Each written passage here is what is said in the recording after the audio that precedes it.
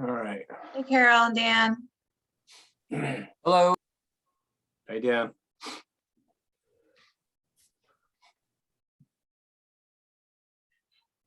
All right, let's give Gretchen a minute.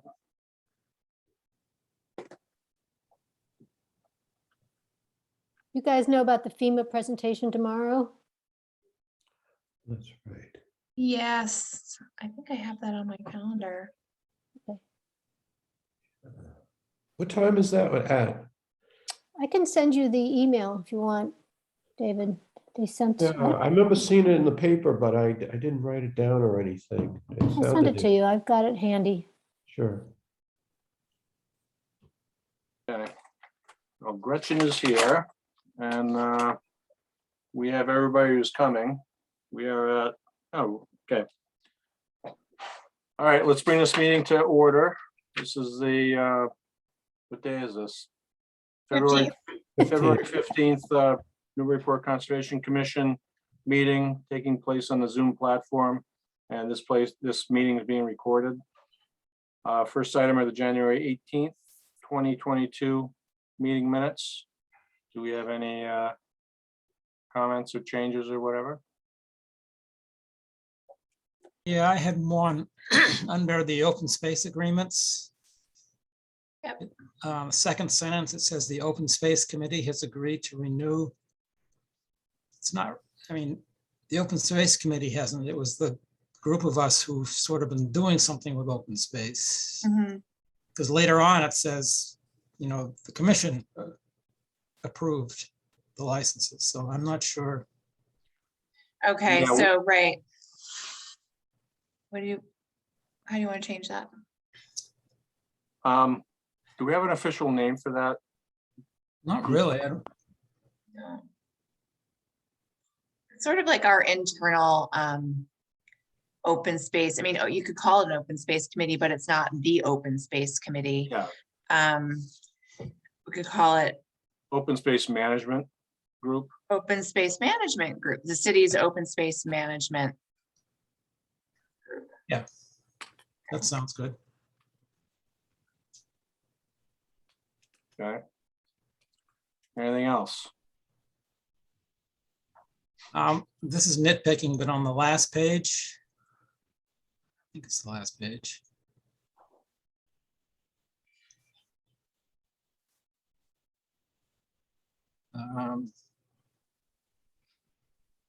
Oh, under other business, the last sentence, another meeting will be held on Monday, February 4th.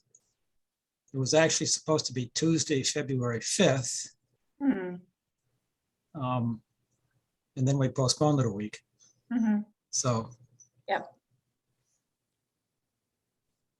Right. Yeah, so that should just be February 5th. Okay. Tuesday, February 5th. Tuesday. Yep. that's it. That's it, Steve? Is that Yep. all? Thank Okay. you. In that case, can I get a motion? Motion to approve. Second. Roll call, Steve Moore, Yes. Dan Warshaw, Yes. David Vine, Yes. Carol Wagon. Abstain, I wasn't there. Okay, and I vote yes. Alrighty, on to certificate, Plum Island updates. Do we have any updates? I don't have any updates right now. Things are kind of stable out there, I guess you could say, for the most part. We haven't had an MRBA meeting since the last one, so not a lot of news to share. But we are hoping to set up a site visit out at Reservation Terrace with Mayor's Office, DPS, Anders, DCR, sometime in the next couple of weeks to review the situation, get sort of like a overview of any changes that have occurred out there and any potential additional sand that might need to be put down or repairs that might need to be made to the core bags or whatever else. So other than that, not much changing moment. Okay. All right, now on to, You want to talk about the pollinator? Oh, yeah, yeah. yes. I'm sorry, Steve, and it didn't get on this agenda because this was the PDF that had already been created by Diane, so I apologize for that. But yes, let's talk about Colby Farm Lane, open space, pollinator meadow. Okay, I sent you all an email over the weekend. I don't know if anybody went and looked at their website or whatever, but the Alliance of Climate and Environmental Stewards, apparently I wasn't aware that they've been around since 2018 and they've initiated a few projects. But there's a couple of kids at the high school who are interested in pollinator gardens, and they're talking with a bunch of people about having them in their yards. And when I saw the article in the paper, I said, well, let's see if we can get them to do something out at Colby Farm Road. And I met with them and they said, yeah, they'd be great. They'd love to do something. So there's 2 kids at the high school, and they have an adult supervisor sort of. And they have funding through the organization. So we talked about what to do and said we, like something less than 1,000 square feet, put some black plastic down over the grass this spring. And then in September or October, take the grass off and plant some seeds. And that will hopefully germinate in the spring. So that's basically it. I mean, they look upon it as, a project and also an educational. They're hoping to have a bunch of volunteers that will help them out, kids from middle school, River Valley Charter School, and any adults that are interested in participating. So just wanted to run that by the commission and make sure that everybody was okay with it. Yeah, I'm certainly okay with it. Any chance we can get some sort of a presentation from them? I will ask. Because I know Art Courier likes to talk, so we can get him in. Oh, our courier is on that board. Yeah. So, Sounds yeah, great. I will ask them. Steve, I looked into today after we talked about this, I looked into whether or not the city has officially received that land yet. Yep. I'm not sure that we have officially received it. So until I find out, I never heard back from Andy, but Jennifer in our office, our zoning administrator, and Diane hadn't seen that come through yet. So I just want to confirm before we. I think we have plenty of time. Yeah. Yeah, I suspect we could get their permission to do it anyway, but Definitely. Yeah. Yeah. Good. But Yeah. nothing's going to happen for a couple of months anyways. yeah, probably sometime in March, late March or early April, we put the plastic down. Okay. I I guess I don't quite understand why it hasn't been transferred yet. I thought everything was all set, but I did too. And there may have been some sort of legal holdup, but I'll check on that. I'll get an answer on that. And if for some reason we don't already have that deeded to the city, then I will reach out to the Colby Farm Lane developer or homeowners association or whoever's in charge over there now, and see if we can get permission for 1,000 square foot there temporarily. Bless you. okay. Thank you. Steve, is there any reason why they wouldn't want to try to do more than 1,000 square feet? Well, it's they might not have the people to do it or the funding to buy, the plastic, and then you have something to hold them down, hold the plastic down, and then buy the seeds.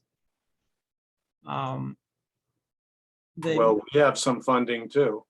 Yeah, Yeah, that's what I was thinking. I mean, if yeah, I don't know. It seems like more would be better in this particular case, unless you're worried about too much potential erosion of the, soil without any ground cover on it. I don't know, but I don't think that would be a problem. But yeah, I'll see if they want to do more than 1,000. Yeah, get us a price. I'm sure it isn't going to be $10,000 to do. No, maybe a couple $100 worth of plastic. Yeah. So Sounds like a and good maybe a idea. couple. Say again, David? It sounds like a great idea for us to contribute. I mean, we do have this war chest of Yep. fees and so forth. Steve, wasn't there somebody else you told us about not that long ago, although I can't remember when, that was interested in helping There's us a with the professor at pollinator? UMass Dartmouth that I Yeah. have talked with, and he was also interested in doing something out there, and I haven't heard from him in a while. But he was going to be on a kind of a smaller scale. Yeah, but maybe he could work with the students. That might be interesting for them too. Yeah, I'll get in contact with him and see if Yeah. what he would like to do. And then Walt Thompson is looking to expand his butterfly garden down on the rail trail too. So Well, we can give him a plot of land there too. I think he likes the rail trail. Yeah, that's more of a Parks Commission Yeah. thing. They can help them out with that one. Oh, okay. Okay, so I'll let them know and see where we go from here. Sounds good. Thanks. Thank you. All right, on we go to certificates of compliance, requested determinations, et cetera. The first item is Aaron and Paula Rosa, 8 Wildwood Drive, request for determination. Okay, I think we have Paul LaRosa's here, so I'm going to promote him to panelist. If anyone else is here to discuss or to represent the applicant on that project, raise your hand and I'll move you over to be a panelist. Otherwise, I think it might just be Paul. So here, we've got the RDA. This is the plan that shows the single family home and the pool in the backyard, which was permitted back in 2014 by the commission.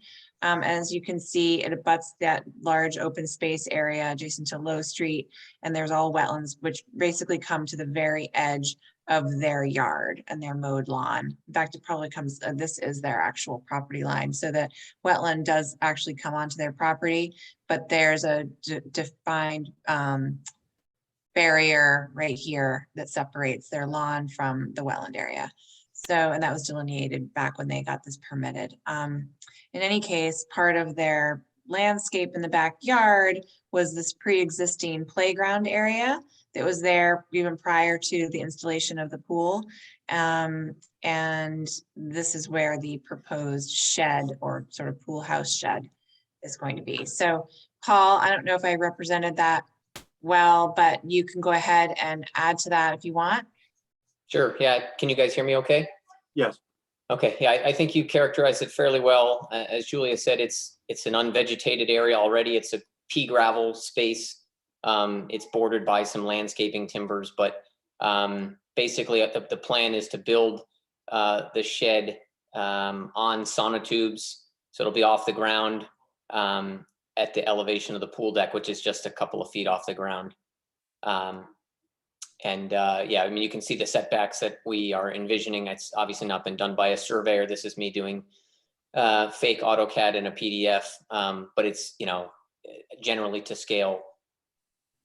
And I don't know if you guys have any questions about what the area looks like, but I think there are some pictures that were included with the, Yes. the application. Oh, there you go. Okay, let me just make this a little bit easier to see here. There we go. Yeah, perfect. So the shed would essentially go where that trampoline sits now, but you can see the pea gravel area with the landscape timbers around it. And the border that you were pointing to earlier, Julia, there's a fence that is just, I think, inside the wetland delineation boundary that runs the perimeter of the yard.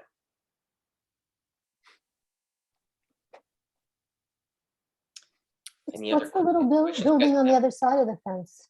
I'm sorry, say again? What's that little building on the other side of the fence? You can That's see. our neighbor's yard. They have a shed over there. Thank you. So this would be in the 25-foot no disturb zone, It would be, yes. but it's clearly already disturbed. Yes. Yes. Hmm. It was disturbed again prior to even the pool going in. This area was a playground area. Yeah, and the area's always been lawn. Other than that, there was a garden back there at 1.2, but it's been like this since, gosh, I think since about we moved in, 2010 maybe. And this is photos of what the proposed shed would sort of look like. So you'd have it elevated above ground. Correct, about 2 feet off the ground.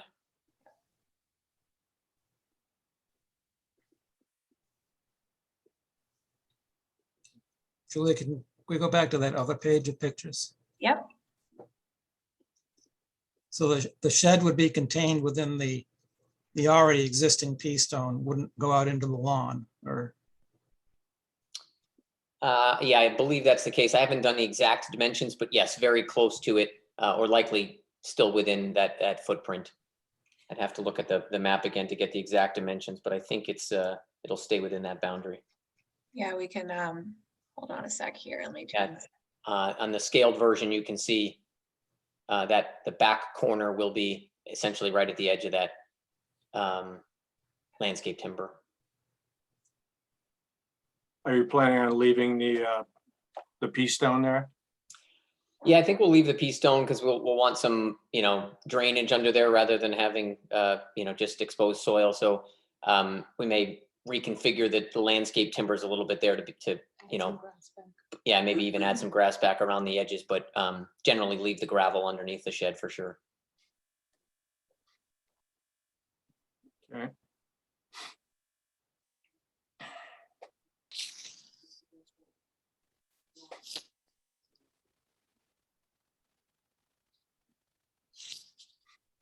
Anybody got anything else? It's not really our thing, but you get a building permit for this and you have the proper setbacks and all of that. Yeah, that's our next step. I think it will require a building permit because my recollection is if it's more than 120 square feet, the city requires a building permit. So yeah, we would have to, and we'll need to look at the requirements for setbacks. Like my recollection is because it's not a permanent foundation that some of those setbacks are different than if you were building, an extension on your home. But yeah, that's our next step. We wanted to talk with you guys first just to see if it was even feasible before we went to a building permit. Yeah, the reason I don't know those regs, but if it's 6 feet, it looks, which is for garages and so forth, it looks like it might have to get pushed a little, but you could probably still make it work. Yeah, we could definitely make some refinements to the footprint here.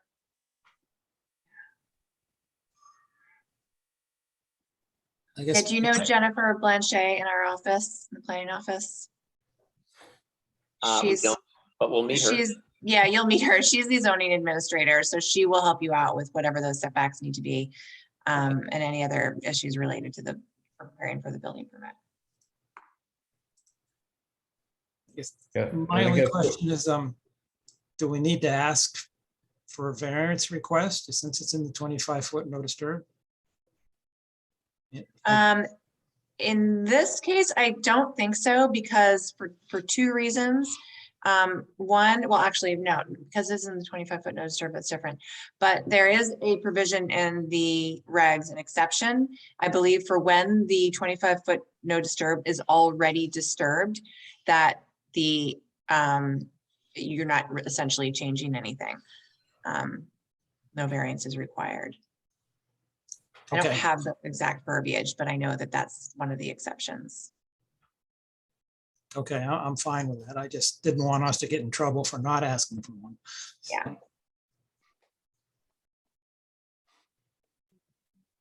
All right. Anybody else? I guess the only thing I could think is if in fact you should change this because of any kind of setbacks or things like that, I'm assuming it would still be in that landscaped area. And I guess if it wasn't, or not the landscape, but within pea stone and so forth, if it wasn't, we'd probably want to know. Sure, Right. yeah, we could resubmit.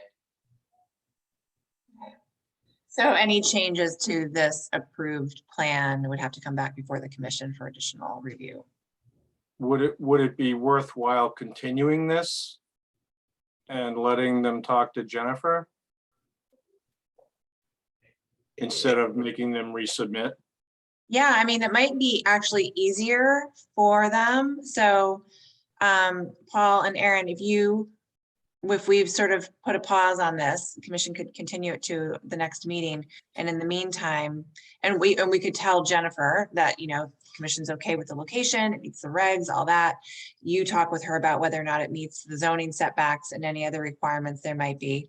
And if she wants you to change anything, then it's so much easier because you still have we haven't issued any determination yet on this plan. So you could make any modifications to this plan and then the commission could issue a determination. Does that make sense? Yeah, that does. Fair enough.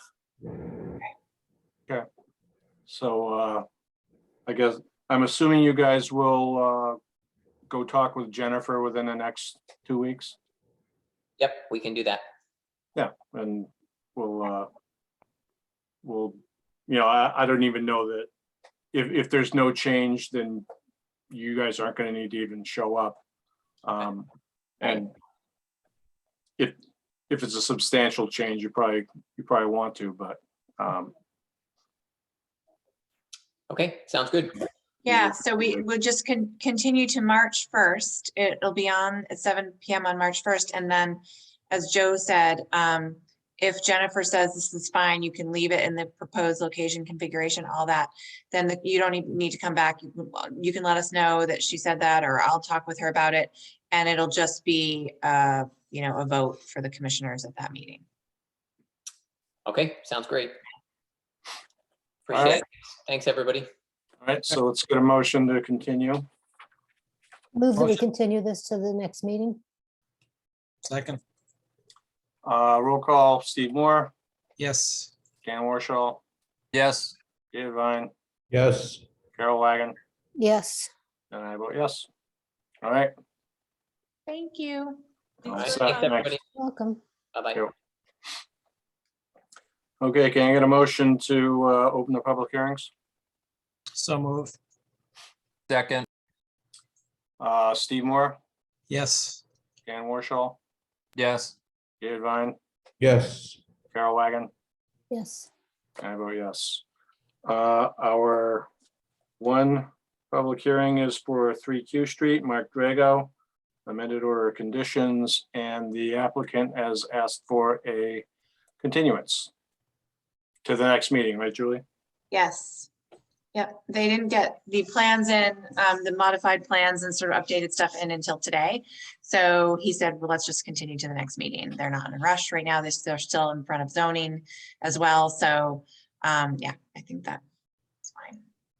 Okay, motion to continue to the March 1st meeting? Second, roll call, Steve Moore, yes.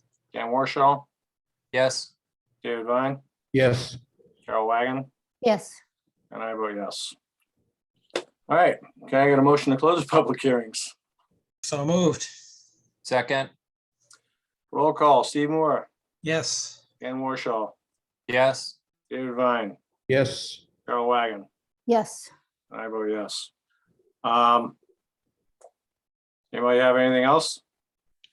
well, where do we stand with the 3Q Street seawall? I thought that there was going to be some kind of a meeting with the city and Mr. Powell was going to present and so forth. Whatever happened?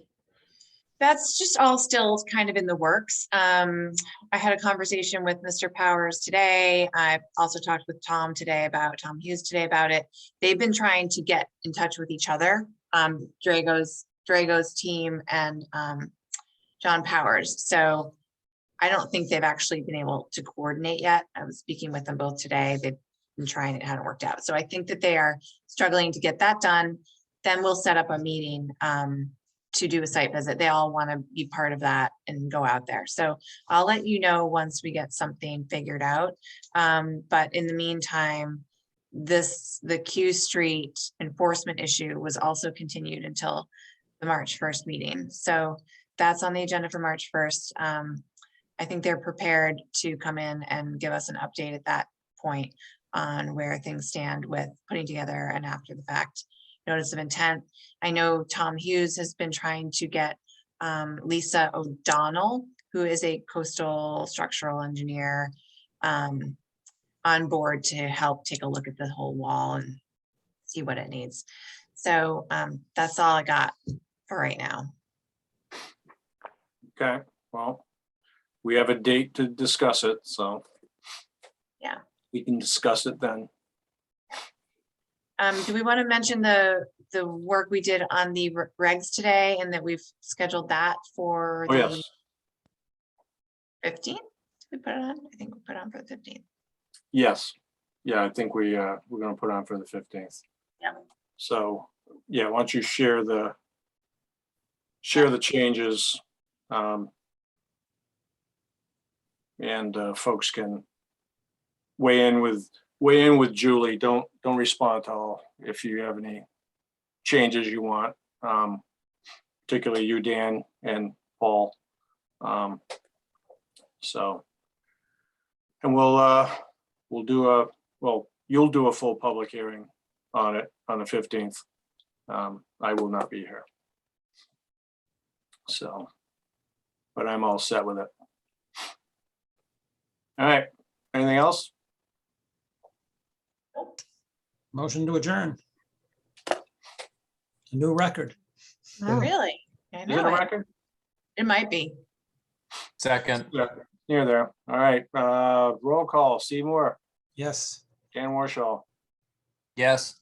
Dave Vine, Yes. Carol Wagon, Yes. and I vote yes. I guess we'll see you on March 1st. See you in 2 Alright. weeks. Bye. Bye.